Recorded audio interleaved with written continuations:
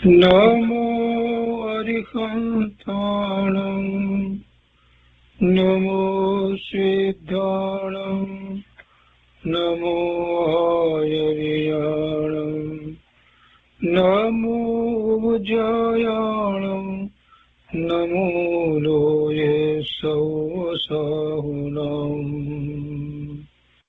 અસપંચનમોકારો સર્વપાવપનાશનો મંગલાણં ચ સૌવર્તે પરમં મંગલમ અજ્ઞાનતિમિરંધાનાં જ્ઞાનાંજનશલાકયા ચક્ષુન્મીલિतं येन તસ્મૈ શ્રીગુરુવે નમઃ મુખાદિવ્યાકુક્ષિરત્નં શબ્દજિતવર્યાત્મજં શ્રીરાજચંદ્રયહું વંદે તત્વલોચનદાયકં પ્રભુતત્વલોચનદાયકં.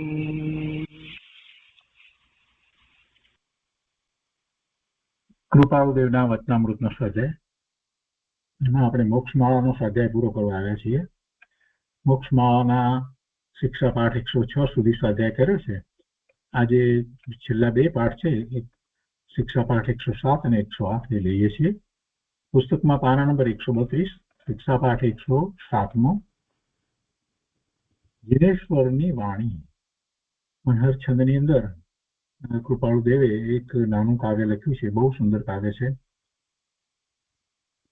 અનંત અનંત ભાવ ભેદથી ભરેલી ભલી, અનંત અનંત નય નિક્ષેપે વ્યાખ્યાની છે. જીનેશ્વર ભગવાનની વાણી, જીનવાણીની વાત છે. જીનેશ્વર ભગવાનની વાણી કેવી છે એનું વર્ણન કર્યું છે. અનંત અનંત ભાવ, જેમાં અનંત ભાવ જે છે એ પ્રભુએ પ્રકાશ્યા છે. કેવા ભાવ? જીવના બધા જ પ્રકારના ભાવ, જીવના બધા જ પ્રકારના ભાવને પ્રભુએ પ્રકાશ્યા છે. અને એટલું જ નહીં, પણ પ્રભુની વાણીની અંદર તો 6 દ્રવ્યનું સ્વરૂપ આવ્યું છે, 9 તત્વોનું પણ સ્વરૂપ આવ્યું છે. એટલે એ બધા જ ભાવ, જળ ભાવને પણ પ્રભુએ તો પ્રકાશ્યા છે, સ્પષ્ટ કર્યા છે. એટલે અનંત ભાવ. જીવને ભવના ભ્રમણ થાય છે એનું કારણ એ સ્વભાવ ભાવને છોડી અને અનેક પ્રકારના વિકારી ભાવે થાય છે. એટલે અનેક પ્રકારે એને કર્મના બંધ પડે છે. કર્મની 148 પ્રકૃતિ છે, તો એ પ્રકારે એવા બધા બંધ પડે. તો એવા જીવને ભાવ થતા હશે ત્યારે ને, તો પછી એ બધા ભાવમાં કેટલી વખત તો જીવ એને ધર્મના ભાવ સમજી અને એવા ભાવે પ્રયત્ન કરતો હોય છે. એમ માને છે કે હું તો ધર્મ માર્ગમાં છું. પણ એ બધા ભાવ જીનેશ્વર ભગવાનની વાણીની અંદર કાંઈ પણ બાકી રહ્યા વિના એ આવ્યા છે કે આ ભાવથી કેવા કર્મ બંધાય એ વાત પણ ભગવાનની વાણીમાં આવી છે. કેવા ભાવ કરવાથી કેવા કર્મનો બંધ પડે એ વાત પણ ભગવાનની વાણીમાં આવી છે. અને શુદ્ધ ભાવની વાત એટલે આખો પુરુષાર્થ, શુદ્ધ ભાવે પરિણમતા પોતાને ભાવ મોક્ષની દશા થાય, તો એનો આખો પુરુષાર્થ સમ્યક દર્શનથી શરૂ કરી અને સિદ્ધત્વ સુધીનો આખો પુરુષાર્થ પણ ભગવાનની વાણીમાં આવ્યો છે. કયો ભાવ બાકી રહ્યો? એક પણ ભાવ બાકી નથી રહેતો. એટલું જ નહીં, પણ જેટલા જગતના જ્ઞેયો છે એ જ્ઞેયો બધાને પણ પ્રભુએ જાણ્યા છે અને એમ જ પ્રકાશ્યા છે કે આ બધા જ્ઞેયો આ રીતે છે. ભૂતકાળના, વર્તમાન કાળના અને ભવિષ્યકાળના ત્રણેય લોકના બધા જ્ઞેયોને પણ પ્રભુએ પ્રકાશ્યા છે. તો એમ અનંત અનંત ભાવ ભેદથી ભરેલી ભલી એટલા માટે છે કે જે એ વાણીને સમજી સ્વીકારી એમાં પહેલા પુરુષાર્થ પ્રમાણે આગળ વધે છે, એનું કલ્યાણ થયા વિના રહે જ નહીં. એનું કલ્યાણ થાય જ છે અને શાશ્વત સુખની પ્રાપ્તિ થાય જ છે. એટલે એ ભલી છે. અને કેવી રીતે એ વાણી કહેવાય છે? તો કે અનંત અનંત નય નિક્ષેપે વ્યાખ્યાની છે. એનું વિસ્તાર વ્યાખ્યાન કઈ રીતે કરવામાં આવ્યું છે? તો કે અનેક નય દ્વારા અને નિક્ષેપ દ્વારા એ સમજાવવામાં આવી છે. નય નિક્ષેપ આપણે જાણીએ છીએ અનેક પ્રકારના નયો, અસંખ્ય નયો થાય બહુ વિચાર કરવા જઈએ તો. અને ભગવાને એ દરેક વસ્તુ ને જેમ છે તેમ પ્રકાશી છે, તો કોઈ અપેક્ષા એમાં બાકી રહી નથી જતી. એમાં આપણે એમ કહીએ કે આપણે આ અપેક્ષાએ કેવું વસ્તુ સ્વરૂપ હશે, આ અપેક્ષાએ કેવું વસ્તુ સ્વરૂપ હશે. આપણે કોઈ પણ અપેક્ષાથી વિચાર કરીએ તો ભગવાનની વાણીમાં તો એ આવ્યું જ છે. એ વાત સ્પષ્ટ આવી ગઈ છે. એટલે અનંત નય, કેમ કે ભગવાનની વાણી તો અનેકાંતમય વાણી છે. એટલે એ સ્યાદબાદ મુદ્રિત વાણી છે. એટલે અનંત નય નિક્ષેપે. અને જે નિક્ષેપ કરવામાં આવે છે, આપણે દ્રવ્ય નિક્ષેપ, ભાવ નિક્ષેપ વગેરે કહીએ છીએ ને, નામ નિક્ષેપ, તો એ બધા નિક્ષેપ દ્વારા આપણે વસ્તુ સ્વરૂપને વધારે સમજવાનો પ્રયત્ન કરીએ છીએ, આરાધના કરીએ છીએ નિક્ષેપ દ્વારા કે આ વસ્તુ આમ છે. તો એ નય અને નિક્ષેપ દ્વારા તો વસ્તુ સ્પષ્ટ થાય છે. તો ભગવાનની વાણી એ નય અને નિક્ષેપ દ્વારા એ પ્રકાશી છે, વ્યાખ્યાની છે. એટલે પ્રભુએ એમ વ્યાખ્યાન કર્યું છે. એ પછી કહે છે કે સકલ જગત હિતકારિણી હારિણી મોહ તારિણી ભવઅબ્ધિ મોક્ષચારિણી પ્રમાણી છે. કેવી છે વાણી? સકલ જગત હિતકારિણી, સકલ જગતને હિતકારી. સકલ જગતને એટલે જગતના બધા જીવોને હિતકારી છે. બધા જીવોને પ્રભુની વાણી હિતકારી છે. અને એટલે તો પ્રભુ ના સમોસરણની અંદર તિર્યંચ પણ આવે છે, મનુષ્યો પણ આવે છે, દેવો પણ આવે છે.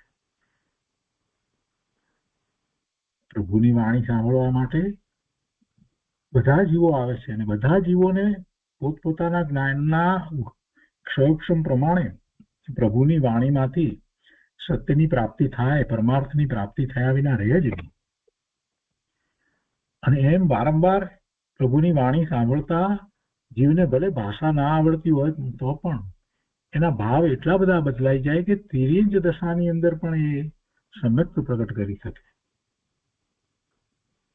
એટલે એમ એ જગતના બધા જીવોને માટે હિતકારી છે.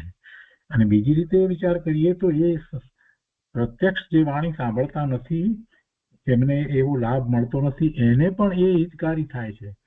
એ વાણીમાંથી ગણધર ભગવાન આ 12 અંગ ને 14 પૂર્વની રચના કરે છે. એવી અદભુત વાણી છે કે પોતાનું તો કલ્યાણ થાય છે, પણ સાથે ને સાથે એમાંથી એવી એ રચના કરે છે કે જેથી કરીને એ દ્વારા બીજાઓનું કલ્યાણ થાય. એમાંથી આચાર્ય ભગવાન શાસ્ત્રોની રચના કરે છે અને એ દ્વારા જીવોનું કલ્યાણ થાય છે. એટલે એ જીનવાણી, એ જીનેશ્વર ભગવાનની વાણી આપણને જે પ્રાપ્ત થઈ છે એ હિતકારી છે. એ 3 લોકમાં બધાને એ હિતકારી થાય એવી વાણી છે. ભગવાનની વાણી નરકના જીવને પણ સંભળાવવામાં આવે અને એ જરાક વિચાર કરે તો એને પણ હિતનું કારણ થાય, કિરીટને પણ હિતનું કારણ થાય, દેવને, મનુષ્યને, બધાને. એટલે સકલ જગત હિતકારિણી હારિણી મોહ, અને મોહનો નાશ કરનારી છે. કેમ કે જીવનું રખડવું, ભવના ભ્રમણ થવા, એને અનંતકાળથી આ એક પછી એક ભવના ભ્રમણ થાય અને એમાં દુઃખી થઈ રહ્યો છે, તો એ મિથ્યાત્વને કારણે, મોહને કારણે છે. અને એ મિથ્યાત્વ, મોહ જ્યાં સુધી જાય નહીં ત્યાં સુધી એને સાચો માર્ગ પ્રાપ્ત થાય નહીં, હિતનો માર્ગ પ્રાપ્ત થાય નહીં, પરમાર્થ પ્રાપ્ત થાય નહીં. એટલે દુઃખનું જો કંઈ પણ કારણ હોય તો એ મિથ્યાત્વ છે, એ મોહ છે. જે વસ્તુ સ્વરૂપને જેમ છે તેનાથી વિપરીત જણાવનારો એવો મોહ છે. એટલે જ જીવને ભ્રમણ થાય છે. તો એ મોહને તો હરી લેનાર છે, મોહને નાશ કરનાર એવી એ વાણી છે. મોહનો નાશ કરનાર વાણી છે. કેમ કે એ વાણીને ગ્રહણ કરતા જીવો સમ્યક તો પ્રગટ કરે છે, નહીં તો પ્રત્યક્ષ છે. અનંત જીવોએ ભગવાનની વાણી, જીનવાણી સાંભળી, વિચાર કરી અને એમ કરી અને આગળ વધી અને સમ્યક તો પ્રગટ કરી છે. એટલે મોહને હરનાર છે. અને સમ્યક તો પ્રગટ થયા પછી આગળનો પુરુષાર્થ થાય છે. અને પછી કે છે આગળના પુરુષાર્થમાં પછી શું થાય છે? તો કે તારિણી ભવઅબ્ધિ, ભવરૂપી સમુદ્ર જે છે એમાંથી એ તારે છે. એટલે કે પછી વધુ ભવ થતા નથી. અને ક્યાં સુધી લઈ જાય છે? તો કે પૂર્ણ શુદ્ધ દશા સુધી લઈ જાય છે. મોક્ષચારીણી પ્રમાણી છે. એ મોક્ષ ની પ્રાપ્તિ કરાવનારી છે અને એ તો સિદ્ધ છે, પ્રમાણ છે. ભગવાનની વાણીને પ્રાપ્ત કરી અને જીવો સમ્યક્ત્વથી શરૂ કરી અને મોક્ષની પ્રાપ્તિ સુધીનો પુરુષાર્થ કરે છે. એટલે એ વાણી એમ એ પ્રમાણ છે. મોક્ષચારીણી, મોક્ષની પ્રાપ્તિ કરનારી. મોક્ષ તો પોતાનું શુદ્ધ સ્વરૂપ છે, પરમાત્મા સ્વરૂપ છે, સિદ્ધ દશા છે. એની પ્રાપ્તિ કરાવનારી ભગવાનની વાણી છે. એવી ભગવાનની વાણીને પામીને પ્રાપ્ત કરીને એવો પુરુષાર્થ કરીને જેવો સમ્યક્ત્વથી શરૂ કરી અને મોક્ષ માર્ગમાં આગળ વધી અને મુક્તિને પામ્યા છે. અને એ તો અનાદિથી ચાલ્યું આવે છે, એ કઈ નવું નથી. જીનેશ્વર ભગવાનની વાણી એવી જ અદભુત છે. કોઈ પણ કાળમાં જીનેશ્વર ભગવાન થયા હોય કે દરેક કાળમાં ભગવાનની વાણી જે છે એ બધાની એક પ્રકારે સરખી જ હોય, કેમ કે એમાં તો પોતે પૂર્ણ દશાને પ્રાપ્ત કરી છે, સર્વજ્ઞતા પ્રગટ કર્યા પછીથી વાણી છૂટી છે. એ વખતે એ કઈ મુખથી વાણી કરતા નથી, આખા શરીરમાંથી ઓમકાર ધ્વનિ છૂટે છે. એ બધા એવી જ ઓમકાર ધ્વનિ છૂટે છે કે જેમાંથી ગણધર ભગવાન આવી રચના કરે. ત્યાં બેઠેલા જીવો પોતાના જ્ઞાનના જેટલા ઉઘાડ છે એટલા ઉઘાડ પ્રમાણે કલ્યાણના માર્ગને પ્રાપ્ત કરી લે. એવી એ વાણી છે. અને પછી કે છે એ વાણીના વિશે કે ઉપમા આપ્યાની જેને તમા રાખવી તે વ્યર્થ, આપવાથી નિજ મતી મપાઈ મેં માની છે. એ વાણીને શેની ઉપમા આપવી? તમને એમ લાગે કે અમે કઈક ઉપમા આપીએ? ભાઈ, ઉપમા આપવાની વાત તું રહેવા દે, એ વ્યર્થ છે. એને કોઈની ઉપમા લાગુ પડે એમ છે જ નહીં. એ જીનેશ્વર ભગવાનની વાણીને કોઈ ઉપમા આપી શકાય એમ છે જ નહીં. અનુપમ વસ્તુ છે, જેને ઉપમા ના આપી શકાય એવી છે. અને જો તું એને ઉપમા આપવા જઈશ તો એમાં તો તારી બુદ્ધિનું માપ નીકળી જશે, તું મૂર્ખ ઠરીશ. કેમ કે જેને ઉપમા ના આપી શકાય એને તું કઈ ઉપમા આપીશ? જગતના પદાર્થની, જગતમાંથી પ્રાપ્ત થતા કોઈ લૌકિક સુખની શેની ઉપમા આપીશ? એટલે એવી ઉપમા જે આપવા જાય છે એની તો પોતાની બુદ્ધિ મપાઈ જાય છે. એટલે એ વ્યર્થ છે, તો એની ઉપમા આપવાનું રહેવા દે. અનુપમ વસ્તુ છે. તો કે છે કે ઉપમા આપ્યાની જેને તમા રાખવી તે વ્યર્થ, અને આપવાથી છતાં જો તું ઉપમા આપવા જઈશ તો દોસ્તો પછી શું છે કે નિજ મતિ મપાઈ મેં માની છે. મારી બુદ્ધિ મપાઈ જાય છે. એ આપી શકાય નહીં, ઉપમા આપી શકાય એ વસ્તુ નથી. એ ભગવાનની વાણી જે છે એ વાણી તો ગ્રહણ કરવા માટે છે. એને કઈ ઉપમા આપવાની જરૂર નથી. સૂર્યને આપણે શેની સાથે સરખાવીએ? સૂર્ય પ્રકાશ છે તે કયો એવો બીજો દીવો છે કે જેની સાથે એની સરખામણી થાય? સૂર્ય સૂર્ય છે. એમ ભગવાનની વાણી, એની સાથે કોઈની ઉપમા આપી ના શકાય. કોઈ કમ્પેરિઝન નથી.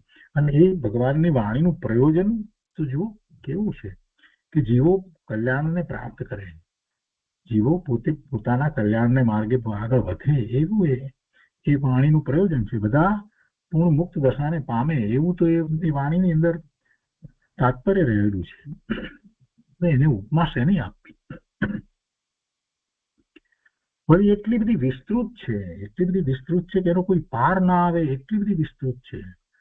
12 અંગ અને 14 પૂર્વનું જ્ઞાન એટલે કઈ સામાન્ય જ્ઞાન છે?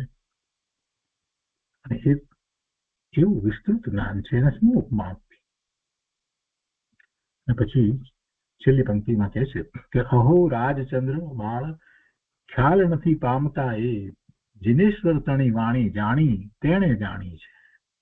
અરે આ બાળ જીવો ભલે ને મોટા વૃદ્ધ થઈ ગયા, કેટલી ઉંમર થઈ ગઈ હોય, કેટલા સાહિત્યનો અભ્યાસ હોય, સંસ્કૃત ને પ્રાકૃત ને બધું આવડતું હોય, પણ જીનેશ્વર ભગવાનની વાણી જેને જાણી તેને જાણી છે. કોણે જાણી છે? જેને જાણી છે એ તો એ માર્ગે ચાલે છે, સાચો જૈન થાય છે અને સ્વરૂપની પ્રાપ્તિ કરે છે, અનુભૂતિ કરે છે, મોક્ષ માર્ગમાં પ્રવર્તે છે. એને એ જાણી છે. બીજાએ ક્યાં જાણી છે? બીજાઓને તો ખ્યાલ પણ નથી કે શું છે. માત્ર એ શાસ્ત્ર વાંચે છે, બોલે છે, પણ એને એ ભાન નથી કે આ વાણી કેવી છે.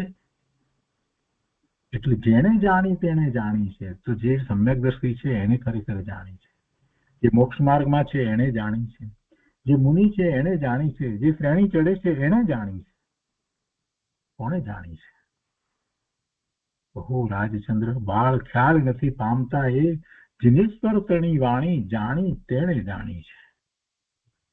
અદ્ભુત વાત છે પ્રભુ, એ કોઈ સામાન્ય વાત નથી. એ જાણવા માટે તો અપૂર્વ એવો પુરુષાર્થ જોઈએ, ત્યારે જીનેશ્વર ભગવાનની વાણીને જાણી શકાય. જાણવી એટલે શું? એ કઈ શબ્દો છે, શબ્દોની રચના છે કે જેને આપણે બોલી જઈએ કે વાંચી જઈએ? એવી વાત નથી.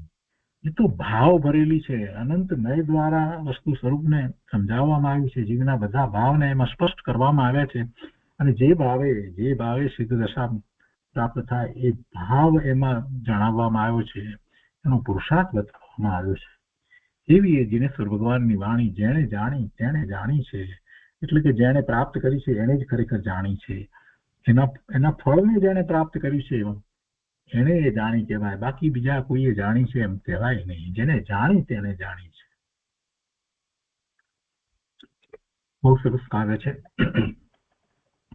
તો એ રીતે 107મો પાઠ થયો. હવે શિક્ષા પાઠ 108 છેલ્લો પાઠ છે. એટલે એનું નામ પણ કૃપાળુદેવે કેવું રાખ્યું છે કે પૂર્ણ માલિકા મંગલ. પૂર્ણ માલિકા, માળાની પૂર્ણાહુતિ થાય 108 ની મોક્ષ માળા. એ માળાનો છેલ્લો મણકો એટલે એ પૂર્ણ માલિકા. પૂર્ણ માલિકા માળાની પૂર્ણાહુતિ થાય છે. મોક્ષ માળાની પૂર્ણાહુતિ થાય છે. અને કેવી છે એ મોક્ષ માળા? એ મંગલમય છે. એટલે એ બીજી રીતે કહીએ તો જેમ શાસ્ત્રની અંદર છેલ્લે જે ગાથા હોય છે, અંત મંગળની ગાથા હોય છે ને, એવી રીતે આ કૃપાળુદેવે એક નાનકડું કાવ્ય અહીંયા પૂર્ણ માલિકા મંગલ શીર્ષક નીચે લખ્યું છે. એટલે કે આ છેલ્લો મણકો છે મોક્ષ માળાનો, એ મંગલમય છે. આખી મોક્ષ માળા મંગલમય છે એમ એમાં કહેવામાં આવ્યું છે. તો શિક્ષા પાઠ 108 પૂર્ણ માલિકા મંગલ. અને એ ઉપજાતિ છંદની અંદર કૃપાળુદેવે લખી છે. તપ ઉપાધ્યાને રવિ રૂપ થાય એ સાધીને સોમ રહી સુહાય. તપો થાય ધ્યાને એમ લખ્યું છે ને, તપોપધ્યાને એટલે તપ ઉપધ્યાને. તપ અને ઉપધ્યાન. ઉપધ્યાનની અંદર તો શું આવે? ઉપધ્યાનની અંદર તો બધું આવી જાય. શાસ્ત્ર અભ્યાસ પણ આવી જાય, પૂજા પણ આવી જાય, અને ધ્યાન પણ આવી જાય, ભક્તિ પણ આવી જાય. એ બધું ઉપધ્યાનમાં તો આવી જાય. તપ અને ઉપધ્યાને મુખ્યતા એમાં ધ્યાનની, ધ્યાન સ્વાધ્યાય એની મુખ્યતા. એવા તપ અને ઉપધ્યાને રવિ રૂપ થાય. આ મોક્ષમાળા વાંચી અને પછી એમાં જે વાત આવી છે એને વધારે વિસ્તારપૂર્વક સમજી સ્વીકારી અને એવા તપ અને ઉપધ્યાન દ્વારા એ રવિ રૂપ થાય. રવિ એટલે સૂર્ય. સૂર્ય તો ખૂબ પ્રકાશિત છે, એટલે એમ એ પોતે જ્ઞાન દ્વારા પ્રકાશિત થાય. ધ્યાન કરે છે ને, સ્વાધ્યાય પણ કરે છે, જ્ઞાન પણ પ્રાપ્ત કરે છે, અને સ્તવન, સ્તુતિ, પૂજા, ભક્તિ આ બધું પણ સાથે હોય છે. તો એ તપ અને એ ઉપધ્યાન દ્વારા એ પોતે જ્ઞાન સ્વભાવે પરિણમી જાય છે. એટલે એના દ્વારા એ પોતે રવિ રૂપ થાય, તેજસ્વી થાય છે. જ્ઞાન માર્ગ છે અને જ્ઞાન દ્વારા જ જીવ પોતે તેજસ્વી થાય છે. મોક્ષ માર્ગમાં એ તપ દ્વારા તપે છે અને આ ધ્યાન, ધર્મ ધ્યાન કહેવામાં આવ્યું છે ને, તેવા ધર્મ ધ્યાનથી શરૂ કરી અને છેક કેવળ જ્ઞાન સુધી એ પહોંચે છે. તો એમાં એ દિવસે પોતે વધારે ને વધારે તેજસ્વી થતો જાય છે. એટલે અહીંયા રવિ રૂપ થાય એમ કહ્યું છે. પૂર્ણ દશાને પ્રાપ્ત કરે અને એનો ક્રમ આપ્યો છે અહીંયા. તો તપોપધ્યાને રવિ રૂપ થાય, જેને જ્ઞાન પ્રકાશ એવો પ્રાપ્ત થાય છે. અને એ સાધીને સોમ રહી સુહાય. સોમનો અર્થ ચંદ્ર પણ થાય છે અને અમૃત પણ થાય છે. એટલે એ સાધીને તપ અને એવા ધ્યાન વગેરેને દ્વારા સાધના કરી અને પોતે એવો નિર્મળ થાય છે. એવો એ નિર્મળ થાય છે. સોમ રહી સુહાય એવો નિર્મળપણે એ શોભાયમાન થાય છે. ચંદ્રની જેમ શાંત, અમૃતની જેમ એવો એ સુહાયમાન થાય છે. શું સાધીને? તપ ધ્યાન સાધીને પોતે જ્ઞાનવંત થાય છે અને પછી એ જ રીતે સાધના કરી અને એ સોમ રહી સુહાય. પછી શું થાય છે આગળ કે મહાન તે મંગળ પંક્તિ પામે. એક પછી એક મંગળ એનું થતું જાય. મંગળ પંક્તિ પામે એટલે એક પછી એક એની પર્યાયો, એના પરિણામો મંગળ વિશેષ મંગળકારી પરિણામ થતા જાય છે. મહાન તે મંગળ પંક્તિ પામે. પંક્તિ પામે એટલે એક શ્રેણી ચડે છે. એ રીતે શ્રેણીમાં આગળ વધે છે. એ ક્રમે આગળ વધે છે. એમાં એનું મંગળ થાય છે, એનું કલ્યાણ થાય છે. એવી કલ્યાણની કેડીએ આગળ વધે છે. અને પછી આવે પછી તે બુદ્ધના પ્રણામે. પછી એ બુદ્ધ એટલે જ્ઞાની થઈ જાય છે અને જ્ઞાનીઓ પણ એને પ્રણામ કરે એવો મહાજ્ઞાની થાય છે. આવે પછી તે બુદ્ધના પ્રણામે. જ્ઞાની પુરુષ ને બીજાઓ પણ પ્રણામ કરતા હોય. અનેક લોકો પ્રણામ કરે. જેને જ્ઞાનની એવી પ્રાપ્તિ કરી છે અને બધા પ્રણામ કરે છે, તો એવો એ મોટો મહાજ્ઞાની થાય છે કે જેથી બીજાઓ પણ પ્રણામ કરે, ઇવન એટલે સુધી કે એને બીજા જ્ઞાનીઓ પણ પ્રણામ કરે. આવે પછી તે બુદ્ધના પ્રણામે. પછી શું થાય છે આગળ કે છે કે નિર્ગ્રંથ જ્ઞાતા ગુરુ સિદ્ધિ દાતા. એવો એ નિર્ગ્રંથ ગુરુ થાય. નિર્ગ્રંથ એટલે મુનિ દશામાં નિર્ગ્રંથ જ્ઞાતા ગુરુ સિદ્ધિદાતા. પોતે એવી સિદ્ધિની પ્રાપ્તિ કરે અને એ બીજાને પણ એવી સિદ્ધિની પ્રાપ્તિ કરાવી શકે એવો નિર્ગ્રંથ જ્ઞાની ગુરુ થાય છે. એવી અદ્ભુત દશાને એ પ્રાપ્ત કરે. એવી આચાર્ય ગણધર ભગવાન જેવી એ દશાને પ્રાપ્ત કરે. અને પછી શું થાય કે કા તો સ્વયં શુક્ર પ્રપૂર્ણ ખ્યાતા. એવું થયા પછી કાં તો પોતે જ બીજાઓને તો એ ઉપદેશ વગેરે આપે એવી તો એની દશા થઈ હોય, પણ પછી કાં તો એ સ્વયં પોતે જ શુક્ર પ્રપૂર્ણ ખ્યાતા. શુક્ર એટલે તેજસ્વી થઈ અને પૂર્ણતાને પ્રાપ્ત કરે. કાં તો સ્વયં શુક્ર પ્રપૂર્ણ ખ્યાતા એટલે પોતે જ એવો તેજસ્વી પૂર્ણતાને પ્રાપ્ત કરે. એવો પૂર્ણતાને પ્રાપ્ત કરનારો થાય. એટલે હવે આ તો આગળની વાત લીધી, મોક્ષની છેલ્લી વાત લેવી છે ને, એટલે કે છે અને ત્યાં શું થાય છે તો ત્રિયોગ ત્યાં કેવળ મંદ પામે. મન વાણી કાયાના યોગ કેવળ મંદ પામે, એ પૂર્ણપણે મંદ થઈ જાય. ત્રિયોગ મન વાણી કાયાના યોગ પછી રહે નહીં. એટલે એ જે સ્વયં શુક્ર પ્રપૂર્ણ ખ્યાતા એ ભાવ મોક્ષ સુધીની જયારે દશા થઈ જાય, પોતે જ પ્રપૂર્ણ થાય અને ત્યાર પછી તો જે મન વાણી કાયાના યોગ જે છે ને એની પણ વાત લીધી કે ત્રિયોગ ત્યાં કેવળ મંદ પામે. એટલે 14 ગુણ સ્થાને આવે છે જયારે, ત્યારે મન વાણી કાયાના યોગ રહેતા નથી. અને પછી શું થાય કે સ્વરૂપ સિદ્ધે વિચરી વિરામે. સ્વરૂપ સિદ્ધે વિચરી વિરામે. પોતાના સ્વરૂપની અંદર વિરામ પામે, સિદ્ધ દશાને પ્રાપ્ત કરે. સ્વરૂપમાં સ્થિર થઈ જાય છે સંપૂર્ણપણે. સ્વરૂપ સિદ્ધે વિચરી વિરામે. બસ એ ત્યાં એની યાત્રા પૂરી થઈ જાય છે. સિદ્ધ દશાને પ્રાપ્ત કરી લે છે. બસ પછી વિરામ. સ્વરૂપમાં જ વિરામ, બીજે ક્યાંય વિરામ નથી. ત્યાં જ આનંદ સુખ શાંતિ દશાને પ્રાપ્ત કરે છે. હવે બાદ અનંત સુખની દશામાં અનંત કાળ સુધી એ વિરામ પામે છે. તો આ જે વાત લખવામાં આવી પૂર્ણ માલિકા મંગલ તરીકે, તો એમાં કહેવાનો આશય એવું છે કે આ મોક્ષમાં આનો અભ્યાસ કરી, વિશેષ અભ્યાસ કરી અને જો એ રીતે આગળ પુરુષાર્થ કરે તો જીવ આ રીતે પોતે સિદ્ધ દશાને પ્રાપ્ત કરે છે. તો એ રીતે 108મો પાઠ અહીંયા પૂરો થયો. મોક્ષમાં અહીંયા પૂરી થાય છે અને આજનો સ્વાધ્યાય આપણે અહીંયા સુધી રાખીએ છીએ.